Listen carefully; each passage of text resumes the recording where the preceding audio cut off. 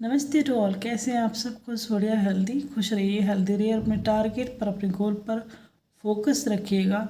कुछ ना कुछ बनना आपको है, वो बनिएगा। जो भी आप चाहते हैं, अपने सपनों को उड़ान दीजिएगा। यहाँ बात कर रहे हैं मिसेलेनियस क्वेश्चंस की, जो इंग्लिश लिटरेचर से संबंधित है। मिले जुले क्वेश्चन यहाँ पर मिलेंगे और सारे ही क्वेश्चन आपके लिए मोस्ट इम्पोर्टेंट है। सभी क्वेश्चन आए हुए क्वेश्चन हैं और ऐसे क्वेश्चन हैं जो बार बार किसी ना किसी एग्ज़ाम में रिपीट होते रहते हैं। तो एक एक क्वेश्चन बहुत वैल्यूएबल क्वेश्चन यहाँ पर आपके लिए है।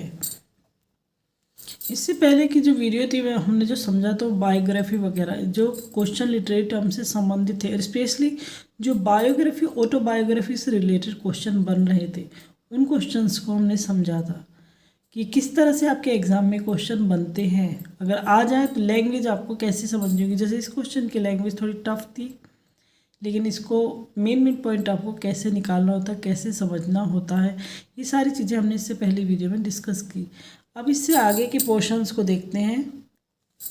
यहाँ क्वेश्चन संबंधित है जो रिनाइसेंस जो एरा था उससे जो संबंधित क्वेश्चन है। रिनाइसेंस जो पुनर्जागरण काल कहा जाता है, ये जो एरा था ये रिवाइवल माना जाता है यूरोपियन आर्ट और लिटरेचर का। लगभग 1400-16वीं शताब्दी तक का ये एरा, स्पेशली जो कहते हैं ना, एक ब्राइट होना, शाइनिंग होना, रोशनी में होना, प्रकाश में होना, जिस एरा को इसको कहा जाता, पुनर्जागरण काल ये कहा जाता था। यहाँ पर कल्चर और स्टाइल को, आर्किटेक्चर जो होता है उसको डेवलपमेंट मिला था काफ़ी। मतलब एक तरह से जो ये लिटरेरी फॉर्म्स से लिटरेरी चीज़ें थी, साहित्यिक चीज़ें थी, बहुत ही इसको बढ़ावा मिला।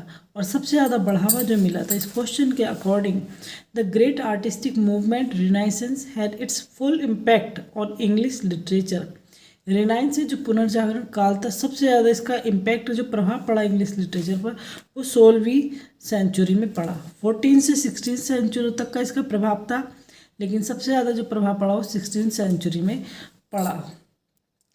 नेक्स्ट क्वेश्चन है कि some statements have been given here for tragedy. मैंने आपसे कई बार ये चीज़ें कही है कि कुछ 2-3 सालों से लगभग क्वेश्चन ऐसे बन रहा है कि डेफिनेशन चीज़ें पूछी जा रही, कि डेफिनेशन कहीं ना कहीं आपको पता होनी बहुत ही ज़रूरी हो गई है।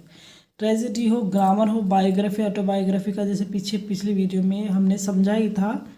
इस तरह के क्वेश्चन बहुत सारे बन रहे हैं और बहुत ज़्यादा बन रहे हैं। और देखिए ट्रेजेडी का भी क्वेश्चन इसी तरह से पूछा है कि ट्रेजेडी का मतलब ये नहीं होगा कि सिर्फ आप बता दें कि एक दुख जिसमें दुख होता है, सैड होता है, सोरो होते, ग्रीफ्स होते, सिर्फ वो ट्रेजेडी होगी। नहीं, इसके बारे में पता होना ज़रूरी है कि इसके कितने काइंड्स होते हैं, इसके कितने टर्म्स होते हैं। ट्रेजेडी की पूरे टर्म्स वगैरह आपको पता होने बहुत ही ज़रूरी है, क्योंकि सिंगल सिर्फ जैसे हमाशा यहाँ पर आ रहा है, इसके बारे में ही आपसे पूछ लेंगे। इसी के बारे में कैथरेसिस है, उसके बारे में पूछ लेंगे। पेरिपेटिया है, उसके बारे में पूछ लेंगे। तो इसके जो टर्म्स हैं ट्रेजेडी के, उनके बारे में भी सिंगल क्वेश्चन अलग से बनते हैं। तो पूरा ट्रेजेडी का जो कॉन्सेप्ट है ये आपको क्लियर होना चाहिए, इस चीज़ का आपको पता होना चाहिए। चलिए फिर भी इसको आगे समझेंगे। अब यहाँ पर क्या है कि some statement have been given here for tragedy, find out correct statement. यहाँ से आपको जो है चूज करना है। तो ट्रेजेडी से आप सीधे सीधे समझते हैं कि ट्रेजेडी वो है कि जहाँ पर दुख होगा, सोरो होगा, ग्रीफ होगा, परेशानियाँ होंगी, संकट, दुख, कष्ट होंगे, बिल्कुल बढ़िया वाले, अच्छे वाले। ऐसे नहीं कि थोड़े बड़े काम चलाओ, फिर वो कॉमेडी ट्रेजेडी में चला जाता है, कॉमेडी ट्रेजेडी में चला जाता है। मतलब ट्रेजेडी है तो फुल ट्रेजेडी है। जैसे किंग लियर है विलियम शेक्सपियर का, उसमें ट्रेजेडी ही चली शुरू से आखिर तक, कोई ना कोई मरता ही रहा, ट्रेजेडी ही चले गई। यहाँ पर इसके बारे में आपको ट्रेजेडी के बारे में चीज़ें बतानी कि कौन से पॉइंट सही हैं। तो ऑप्शन इस क्वेश्चन के अकॉर्डिंग देखें तो हमारा सी वाला सही होता है। क्यों? The tragic hero will evoke both her pity and terror.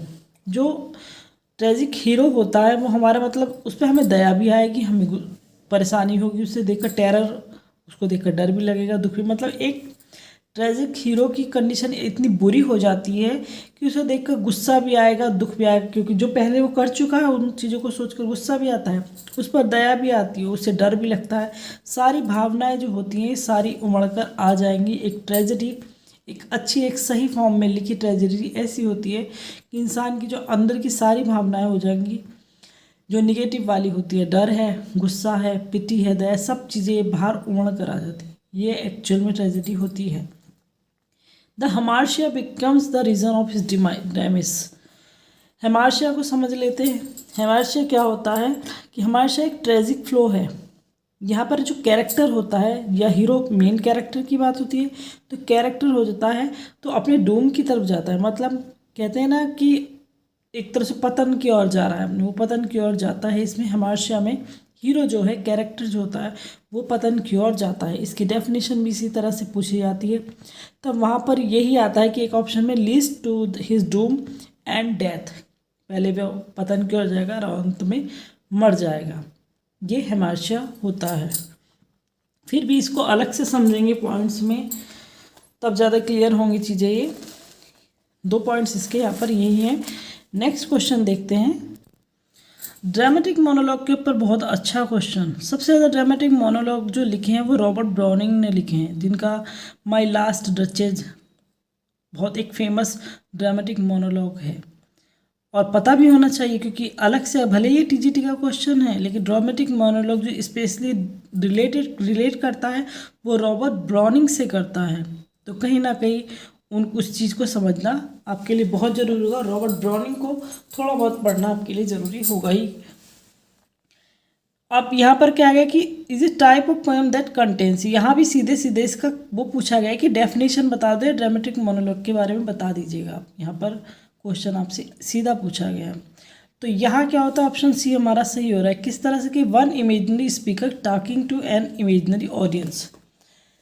आपने माई लास्ट डचेज कहीं ना कहीं पढ़ा होगा, ज़रूर पढ़ा होगा। माई लास्ट डचेज है रॉबर्ट ब्राउनिंग का।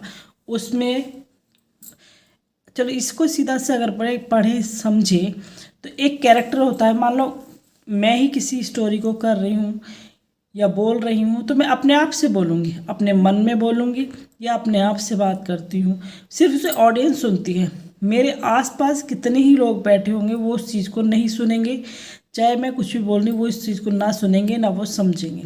ड्रामेटिक मोनोलॉग जो होता है, जो अपने अकेले में हम बात करते हैं। आपसे बहुत से होते हैं, प्रॉब्लम में बहुत से इंसान होते हैं कि अकेले अकेले बोलते हैं। ज़्यादातर हम जैसी लेडीज़ को बहुत ज़्यादा परेशानी होती है कि अकेले अकेले बोलते हैं। वो मोनोलॉग ही होता है, अकेले में बात करना जो होता है। तो ड्रामेटिक मोनोलॉग क्या होता है कि जब स्पीक करते हैं अकेले में, अपने आप से बात करते हैं और जिसे सिर्फ ऑडियंस सुन सकती है एक तरह से, बस बाकी और कोई उसे नहीं सुन सकता है।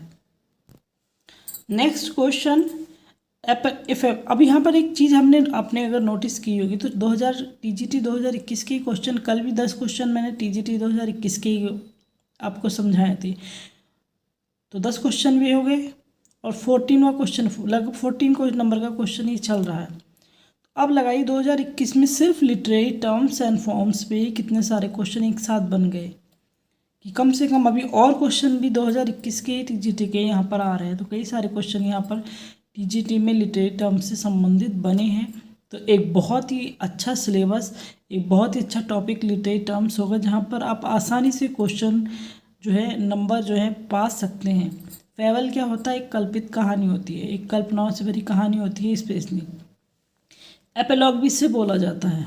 एपिलॉग भी एक कहानी होती है। स्पेशली क्या होती है कि जो जानवरों से रिलेटेड होती है।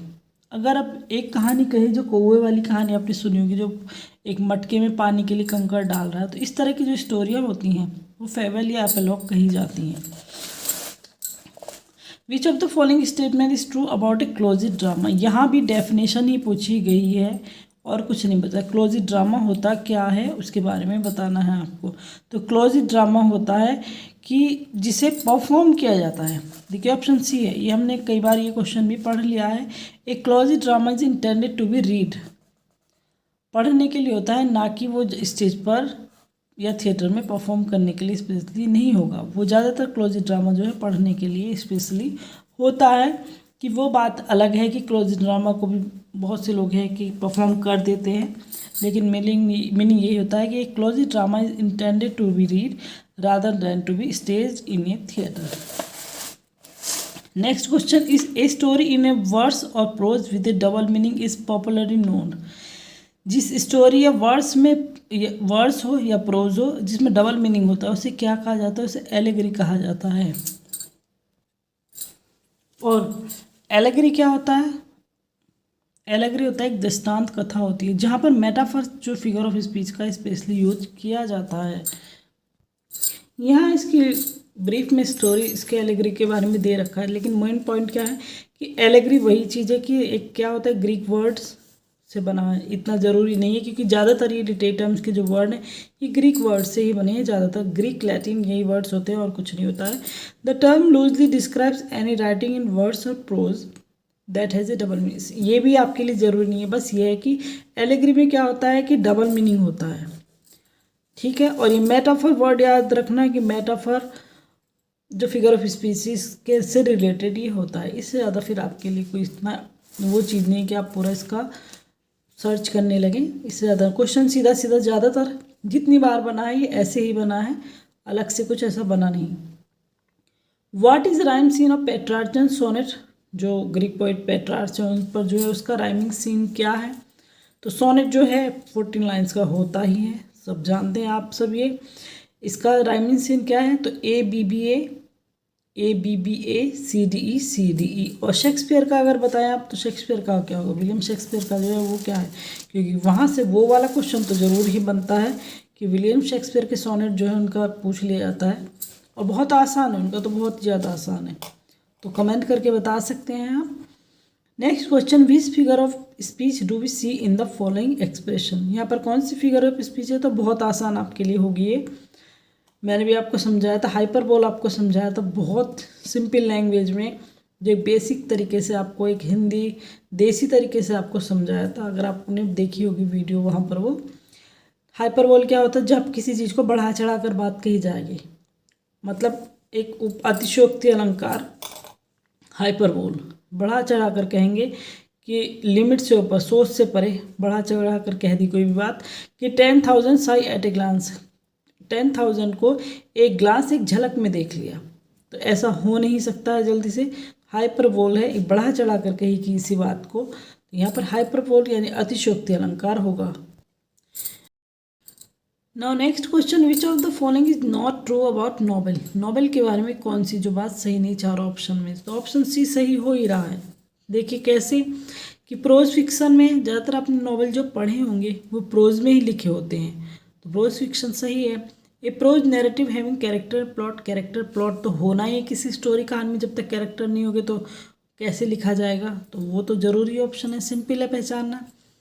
टिटराइज ऑन करंट सोशल प्रॉब्लम पर, सोशल प्रॉब्लम पर हो सकता है पर करंट पे नहीं, क्योंकि उपन्यास तो ज़्यादातर लिखे जा चुके होते हैं। अगर सीधे सी भाषा में देसी भाषा में बताओ तो उपन्यास छप कर आ गया आपके पास, कब पढ़ोगे कैसे पढ़ोगे, ऐसा नहीं कि आज कोई प्रॉब्लम हुई और आज ही उपन्यास छप गए, इतनी जल्दी से नहीं होता है। एक सोशल प्रॉब्लम पर सोसाइटी पर हो सकता है पर करंट सोशल प्रॉब्लम पर जल्दी से ये नहीं होते हैं। नेक्स्ट, अब आज का भाई मॉडर्न चीज़ें इतनी डेवलप हो गई तो मैं भी इस चीज़ को नहीं कह सकती क्योंकि मॉडर्न टाइम बहुत ही आगे भाग रहा है, तेज़ी से भाग रहा है, पर बाकी ऑप्शन जो है सी ही वो गलत हो रहा है। बाकी literary form that is derived from Italian novella, novel word जो बना है इटालियन वर्ड नोवेला से बना हुआ है।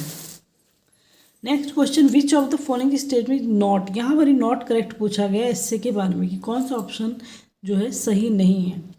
पहला ऑप्शन देखेंगे दैट से डिफर्स फ्रॉम, ऐसे जो डिफर होता है टिटराइज, जो ये ग्रंथ वगैरह होते हैं इनसे जो डिफरेंट होता है। यहाँ पर क्या इसमें एक जो एक तरह से क्या in its lack of pretension, एक तरह से दिखावट नहीं होती है, दिखावा नहीं होता है। To be systematic and complete exposition इसमें होगी, कोई दिखावट नहीं किसी तरह का भी, सीधा सीधा ऐसे जो लिखोगे किसी फैक्ट पर ही लिखोगे। जैसे आपको गाय का इससे दिया जाए तो गाय के बारे में सही तो लिखोगे, कोई किसी तरह की दिखावट या अपनी तरफ से थोड़ी कोई डाल दो इसमें, जो गाय है वो गाय के बारे में वही चीज़ें आप लिखोगे, इससे अलग अपना कोई दिखावट वाली चीज़ या एक्स्ट्रा नहीं जोड़ोगे। ऑप्शन 1 सही है। Next, NSC primary discuss it's subject in non technical fashion, एक निबंध जो है मुख्य रूप से जो क्या होता है गैर तकनीक फैशन में अपने विषय पर चर्चा करता है, ये भी सही है। The essay discuss it's subject with liberal use, liberal use क्या होता है कि जो आकर्षण बढ़ाने के लिए करता है, मतलब के subject with liberal use of such devices incident dots क्या होते हैं जो उपाख्यान होते हैं, स्ट्राइकिंग इलस्ट्रेशन हड़ताली चित्र हैं, एंड ह्यूमरस टू आर्ग्यूमेंट, मतलब ऐसे जो है अपनी सुंदरता बढ़ाने के लिए, अपना सब्जेक्ट को अच्छा करने के लिए चित्र वगैरह यूज़ किए जा सकते हैं। एक सिंपल सी बात ये है यहाँ पर। बाकी क्या है क्या नहीं होता था, formal essay is relatively person, औपचारिक निबंध अपेक्षाकृत व्यक्तिगत होते हैं। ये ऑप्शन जो है गलत हो रहा है, क्योंकि जब अगर ऐसे लिख दिया है, ऐसे लिख रहा है तो फिर पर्सनल तो चीज़ वहाँ पर आएगी ही नहीं। सीधी सी बात ये, कोई ऐसे लिख रहा है तो फिर वो पर्सनल थोड़ी रह गया। कोई भी पोएम लिख रहा है तो लिखी और छपवा दी तो वो पर्सनल थोड़ी रह गई। किसी अपनी ऑटोबायोग्राफी ही लिखवा दी और छपवा दी तो फिर वो पर्सनल थोड़ी रहेगी। तो सीधी सी बात है कि पर्सनल चीज़ें तो यहाँ पर कोई मायने रखती ही नहीं, कि जब आपने उसकी बुक बना दी और दुनिया को पढ़ने के लिए दे दी तो पर्सनल नहीं। बाकी यहीं तक के क्वेश्चन हम देखते हैं। कोई प्रॉब्लम यहाँ पर हुई हो तो कमेंट करके पूछ सकते हैं इससे रिलेटेड। Thanks a lot.